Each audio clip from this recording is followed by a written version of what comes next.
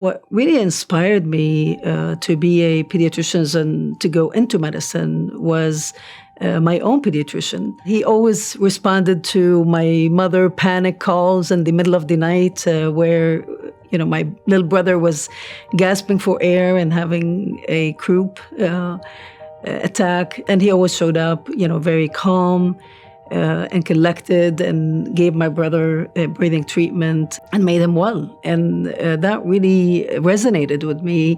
One of the patients I took care of really impacted me in a deep way, and that was a 3-year-old that came in, and she couldn't just raise her eyebrow, and it was really simple presentation, and she was like a little bit sleepy. But we knew, I had a feeling that there's something substantial going on with her. And on her head CT, she had the biggest stroke I've ever seen in my entire life, my entire career. And of course, she quickly deteriorated. And I was trying to explain to Mom as I was, really taking life-saving measures. And the mother told me, she's going to be fine.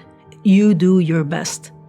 And it was really incredible because here's, I'm trying to comfort this mother, and in turn, she's given me trust and just asking me to do my best. And I told her I always do my best, and I always treat children like they're my own, and I have 3. And I said, I promise you I would do everything I can. And miraculously, this 3-year-old, she of course survived her stroke. But when I saw her a couple of months later and she came to visit me in the emergency department, I asked her mom, I said, did you notice anything different about her? Like any consequences, any complications of that stroke? And she said, yeah, she is a little bit sassy. and so it was incredible.